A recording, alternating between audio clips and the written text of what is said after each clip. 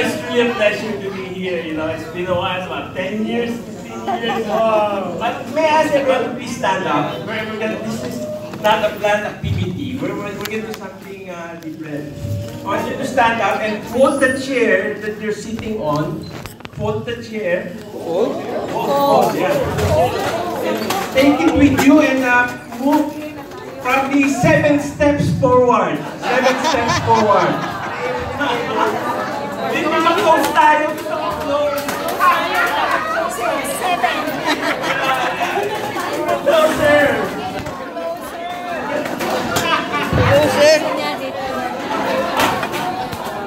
Show natin. I'm gonna ask questions later. I'm gonna ask the people sitting at the back. Really? Closer. Much better. Thank you. Alright.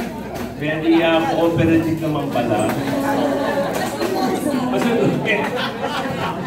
Well, for those of you, I see a lot of new faces, and I know it's good to see familiar faces from Arizona, from Florida. Can you imagine? When Brother Jay texted me, when was that, last week, right? Oh, there's a teaching on Friday. Hopefully you can make it. And they're here. Let's give them a big round of applause. And for those of you who heard me give talk, I usually start with something funny, to break the ice. I always like to share the story of little Patricia. But this time, it's about little Patricia's dad. Since we're going to talk about fear, little Patricia's dad, just like me, he's scared of height. He's scared of heights. So one time, he needed to go to the Philippines, right? So he cannot take the train going to the Philippines. Right? He had no choice but to fly. So he came to me, Brother Eric, I don't know what I'm going to do. I have to fly to the Philippines. Can you give me an advice? I said, are you familiar with Bible cutting? Are you guys familiar with Bible cutting? Where you open a random page in the Bible and you point your finger on that page and whatever you read there, that's going to be your source of inspiration. So that's what he did. He brought his Bible with him. He fastened his seatbelt. As soon as the jet engine started revving up, he got so scared. He opened up his Bible and he pointed on the page on the Bible. And you know what it read? Today you will be with me in paradise. Can you imagine that? Okay. Ayos.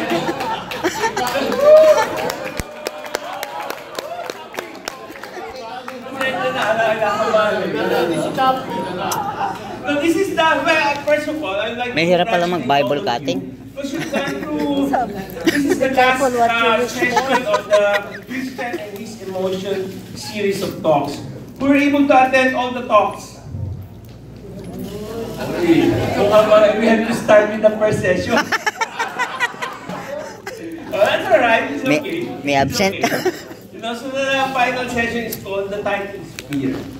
And fear is a very strong emotion, diba? And actually, sabi sa outline, you are abnormal if you don't experience fear. So, sino ang hindi naka-experience ng fear? Raise your hand. Sa buhay nila. Fear of white. Abnormal yun.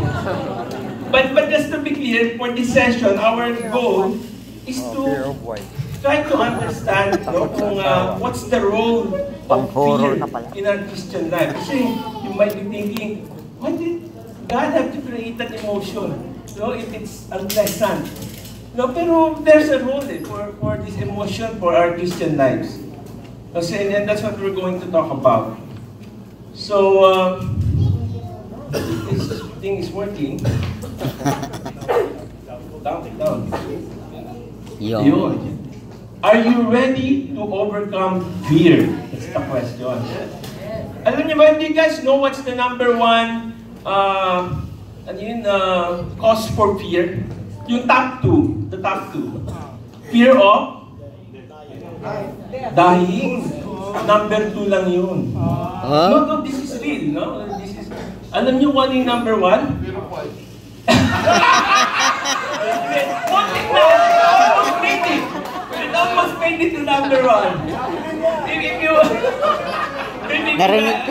just the husband, then number 1. But the general population, when you ask them, in a survey, no, you can Google it.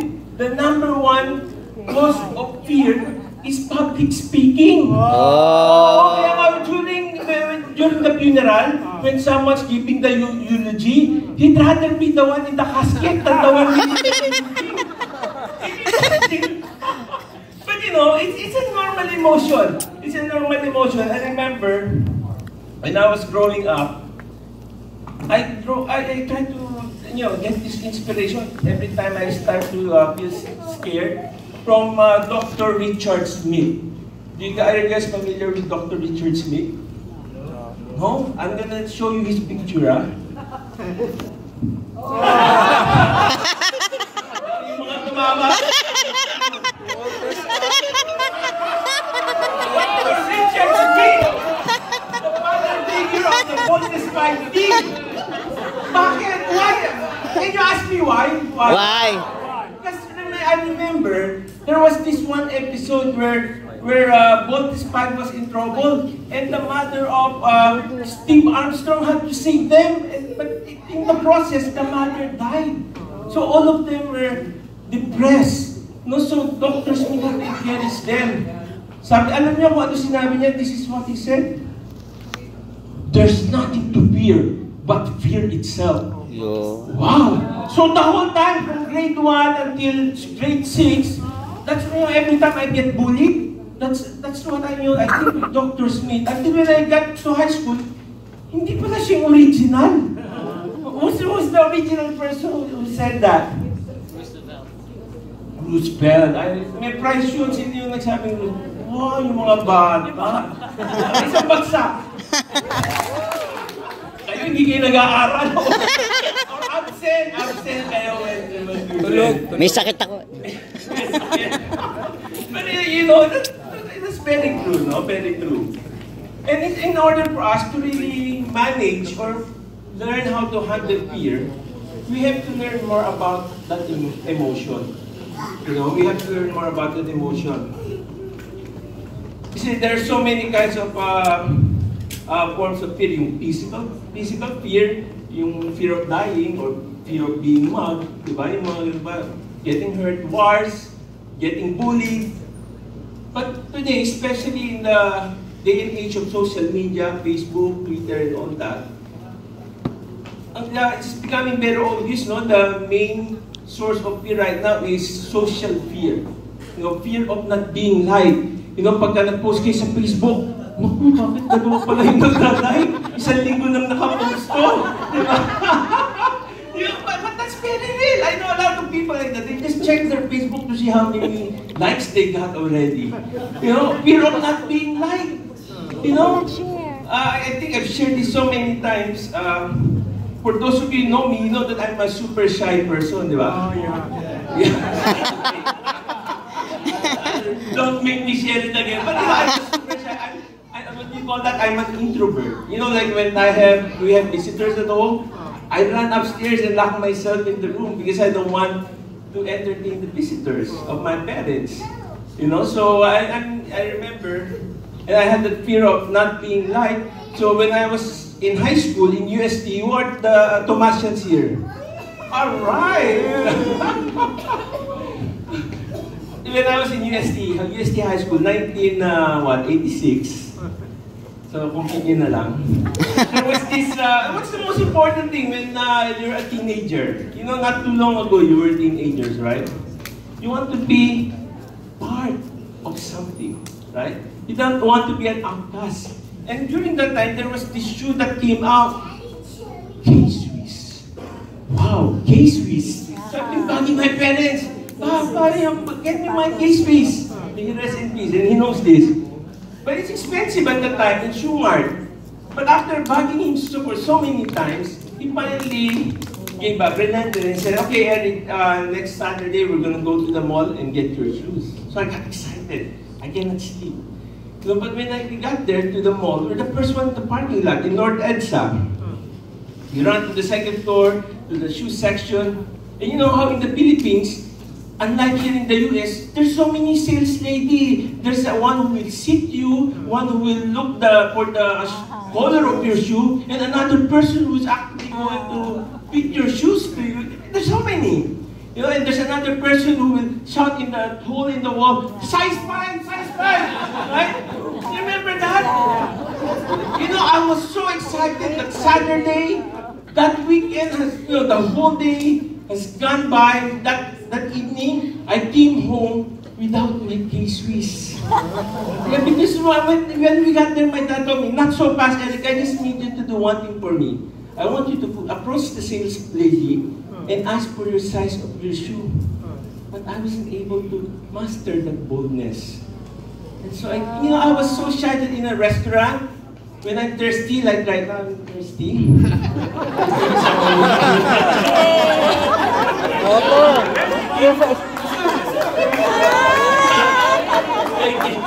Thank you po. When I'm thirsty, I just...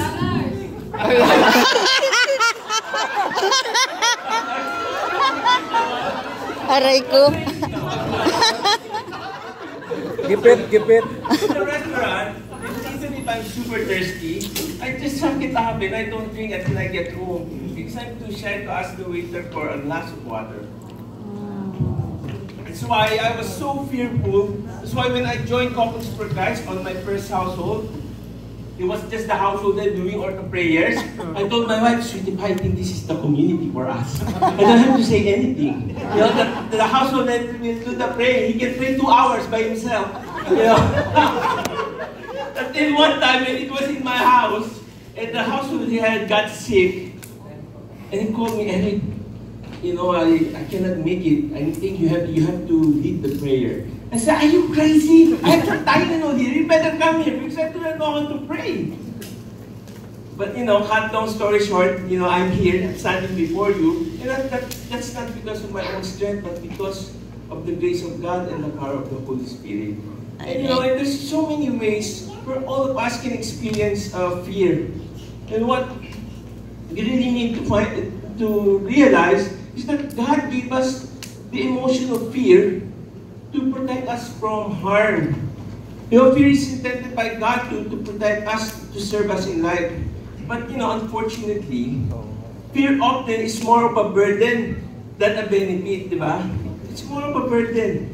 So before we talk about fear any further, I'd like to share with you this video. No? So all of us will be in the right context because I don't want you guys leaving this session more scared than before you attended the session. So, I want you guys to watch this first. We're going to compare the emotion of love and fear because those are the two most powerful emotions that God gave us. This is a short video.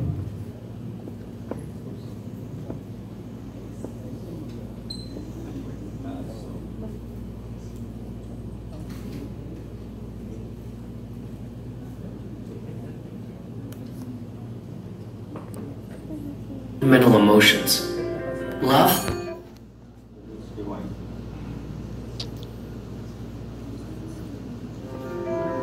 Did you know that the human brain expresses only 2 fundamental emotions?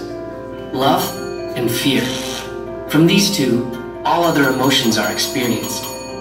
As Christians, we're called to live in God's love. But how do we live in love or fear? Humans can have many types of fear. There's the fear of the unknown, pain, death, and fear of choices, just to name a few. When we live in fear, we react to, instead of act against our fear.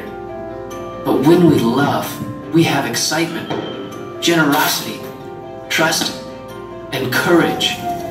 Love strengthens and empowers, whereas fear weakens and disables. Perfect love, like a light, casts out all fear. For it says, fear not, for I am with you. Be not dismayed, for I am your God. I will strengthen you. I will help you. I will uphold you with my righteous right hand. Many times, our fears can be irrational. It's like believing in the boogeyman. The devil causes us to become fearful, but God is way bigger. When we give up our fears to God, we can live a full life in love that He has prepared for us. So which will you choose? Fear or love? Alright. Okay, maliwanag ba? Ayaw ng popcorn eh, no? I was gonna ask them to turn off the light kaso baka makatulog kayo. So I'd like for us to start in that context na God loves us so much.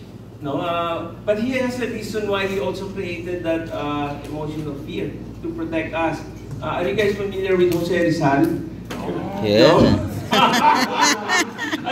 The only one of the stories I remember was when his mom was teaching him how to read, I think. But you know, he got distracted by the flying by the candlelight.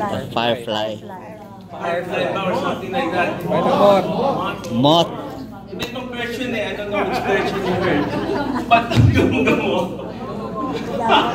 but the bottom line is, di ba, I'm just going to paraphrase the story. Pero, di ba yung, I think he tried to touch the light or something like that, and ano siya, he got burned, and from then on, he knows that he cannot touch the light. Kasi yung moth or yung fly or whatever, nasunog eh, di ba? And so it's there to protect us. You know, it's for our protection. But again, we should not forget that God loves us first, and that's the reason why He's given us that emotion of fear, so we can protect ourselves from harm. So at this point, I would like to introduce to you my the love of my life, who will share with you the.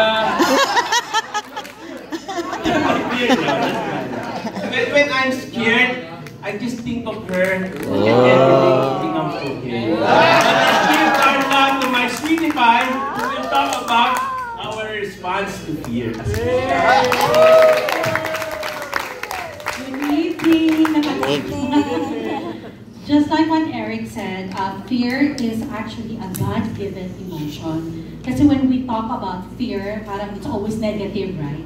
But it is actually still a blessing from the Lord. Why do I say that? Because it's very important, like the very obvious, fear of the Lord is very important, right? Otherwise, if we don't fear Him, we could just commit mistakes, sins, right? Because we don't fear Him, we don't respect the Ten Commandments. So, pwedeng, we kill, we murder people because, we don't believe in God, we don't respect, we don't have fear in His statute. Another good thing also is that we have fear of the law and the authority. That's why we don't just kill or we just don't, talagang plan to do harm to other people because there's consequences, right? If we don't get killed ourselves, pwede tayong will end up in jail. So, yung bang fear na ganon, we need that also. We need that. And like I said earlier, it is a God-given emotion. And what else? Why is fear very important? Because, like what Eric said, it protects us from real danger. Like for instance, if you live by a hill na it's on fire na, that may brush fire. So what do? If you don't have fear, parang wala lang, you just take it lightly, right? But if you have fear, somehow you get yourself ready. You parang anytime you could be evacuated in your home, di ba? So may ganun tayong response na that's why we somehow need that emotion, yung fear. Pero we just have to learn how to control it. Because sometimes overboard, di ba? Like this. Indeed, this is not a made-up story, but I know of a family member. They waited for so long for their child, right? It came after 5 years. And then when the baby came, she was so protective of the baby because, you know, they've been waiting for the baby. Na kami, even family members, talagang we would have to wipe yung alcohol.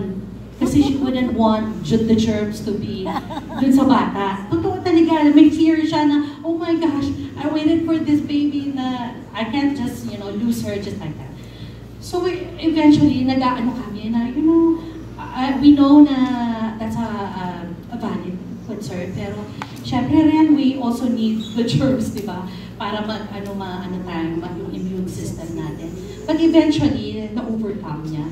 Kasi even her mom, na galit na sa kanya. I'm sorry, everybody speaks Tagalog, di ba? So, okay sa Bisaya, di ba?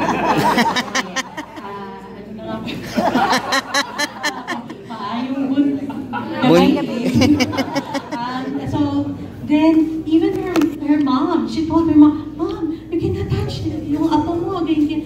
Tapos syempre nag-cause na ng samaan ng loob and everything. So yung fear na emotional, we really have to ask for the Lord's grace na we should be able to use it in a proper context, na we use it to protect us from hurting God, hurting other people.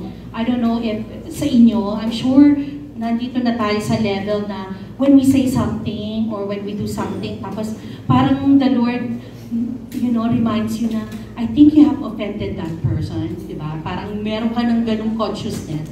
And then, shortly after, you approach that person and you ask for forgiveness. Kasi may fear tayo na, oh no, nasaktan ko siya. So, that's why it is a beauty, yung ganong klaseng fear. Ano naman yung examples of fear? Like for instance, if your leader sees that you have the quality of becoming a leader, and then approach you, Brad, you know, we've been praying about you. Pray about it also, because I think you would be very good to become a household leader for this, yung sa mga new graduates in the CLP. So, anong response natin? Anong response? Yes, Lord, I'll pray about it. Or para tayong mga paniki. What do you mean by paniki? Ba't ako? Ba't ako?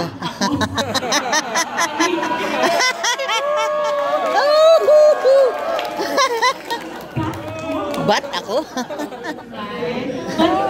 But you know, the Lord will be using that person to actually tell you, you know, I want you to serve me. I want you to be a blessing to other people. You know, I've blessed you so much, and the joy and the peace that you experience, why don't you share that to other people? And in fact, hindi naman tayo yung mag-work nun eh. Si Lord, di ba? Si Lord naman yun. And then, what else? Yung in the Bible, where the servants were given talents. Yung isa na, he was given the least. He was so afraid that the master might be very, very cruel to him pag hindi niya napalago. So he hid the talent, right? So ganun din tayo paminsan, we're so cautious, we're so conservative, kasi parang we just don't want to take the risk kasi baka magkamali-mali and everything. Malalagot ako sa asawa ko. Mga ganun ba? But actually, all of us somehow made a risk. Coming here in America, right? Diba? I mean, you go into a foreign land, you don't know what's out there. And then we made a risk, right? We made a risk in saying yes, in serving the Lord. And hindi naman tayo namatay. Kumbaga, He was there all throughout. So, how do we overcome yung fear? Kasi nga, fear is good, but we have to use it in a proper context. So, ang Christian response is, we really have to have faith and the confidence in the Lord. Because on our own, we cannot do it. But with Him, He will be with us all throughout the age. Even when we were created, diba? The Lord created us into His image and likeness. So, hindi tayo papabayaan ni Lord. He knows what is best for us. So sometimes, kasi diba yung a cause of fear then is that we want, like what Eric said, we want to be accepted sa community or sa social sa environment. So we try to keep up with the Jonases. We try to buy things para rich ang dating na rich or something. Yung mga ganun pa. When we don't really need the material things to really feel that we are loved and that we have value. Because intrinsically, we have that already. The Lord loves us and we are His children. Yun yung confidence in the Lord and confidence na hindi tayo papabayaan ni Lord and He knows what is best for us. Yung next response is the boldness. In Philippians 4 verse 13, it says, I can do all things through Christ who strengthens me. You know, it's so funny because Giselle and I just came from the whole conference. The whole conference was held in Chicago. Tapos, one of the speakers there, she was telling the sisters, kasi it was well attended. There was almost like 500 handmaids of the Lord in attendance, no? Pero she was looking for sharers. Her talk was in the afternoon, after lunch. But she was still looking for sharers. She needed 4. She only had 1. Nung morning up to lunchtime, finally, she got all 4. And then, so, this speaker of ours, dun sa talk na yun, she's very, very demure and very, she always speaks calmly. Pero, reprimand niya kami lovingly. Sabi niya, sisters, we've given you the profile. Kasi, di ba, I don't know if in CFC, probably not, but in handmaids, they give you a profile of yung talk and then what kind of sharers are they looking for. Ganyan. They gave that profile way ahead of time, like months ahead of time. Tapos nobody stepped up. So she was saying, there's a lot of us, 500 of us, and we cannot recall what the Lord has done for us. I mean, I'm sure nasashy lang yung iba dyan, or, but definitely, we need somebody to step up, to share, di ba? And so, true enough, yung isang sharer doon actually came from Canada pa. Can you imagine? So, nag-share siya na when she joined Couples for Christ, she really prayed for the gift of faith and the gift of boldness. Kasi, talagang, she has this evangelistic spirit talaga na, pero she attributes it to the Lord. Kasi one time now, she was going shopping. She likes to shop. She was going shopping. Tapos clearly, she heard the Lord talking to her na, ayan, nagsha-shopping ka na naman. Why don't you shop for souls? So she technically dropped what she was about to buy, and then she said, Lord, who do you want me to evangelize? Who do you want me to evangelize? Nasa mall siya. So sabi niya, she saw a lady sa far corner. So sabi niya, let me go approach her. Oh, sister, hi, are you Filipina or Chinese? Kasi medyo singkitin na. I'm Filipina, ganyan. Oh, have you heard of... She started talking about Couples for Christ, Handmaids of the Lord. Yung ganung boldness talaga. She prayed for that and the Lord has granted it to her. And then the lady said, oh, you know what? I just moved here from the Philippines here in Canada. And in fact, I'm looking for Couples for Christ nga. Sabi niya, and I'm looking, sabi nung nag-share, who's your contact person? I might as well tell the person. And sabi, who's your contact person? Irma Cuenca. Sabi, oh my God, I'm Irma Cuenca. Tapos sabi niya, oh what a coincidence. Sabi niya, kasi you've been calling my old number. So yung ganun ba, nag-connect, and then now, the person whom she met is now very active in Couples for Christ, Handmaids of the Lord in Toronto. Yung bang ganung klaseng boldness na, Lord, pero hindi to coming from us, we really have to ask for God's grace. Kasi sometimes, di ba, tayo, shy tayo pag ganyan, di ba? Pero if it really comes from the Lord and we really desire for gift of faith, gift of boldness, truly He will deliver and He will grant it to us. Huh? Another way to overcome fear Ito is courage. It says Deuteronomy 31 verse 6, be strong and of good courage, Do not fear or be afraid of them, for the Lord your God, He is the one who goes with you. So ito yung sinishare ko kasi like Brother Jerry had introduced Eric to be the mission head in Africa and Europe. So we always go to different places, di ba? So syempre meron yung danger, not naman danger, but yung bang will they accept us there, or how's the culture there? Yung ganun ba, the fear of the unknown or the uncertainties. But then we truly believe that even before we go to our next mission, the Lord is already there for us. And He arranged everything. Kaya parang naano kami na-edify even when the kids were younger. Kasi parang ang nakakaano nga paminsan sasabihin ng family members who would say, oh, pinapabayaan yung mga anak niyo, ganyan. But when in fact, hindi naman, di ba? Kasi, of course, we know that if let's say, we have a mission trip this weekend, we make it a point na we spend the week with the kids, gano'n. So yung ganun ba, yung maraming trials, yung maraming masabi-sabing gano'n. But the Lord will always deliver, and He will, yung bang gano'n, yung like the kids, when they were younger, so, naano naman sila na they were introduced to the family ministries, and then they are serving now also in Singles for Christ and Youth for Christ.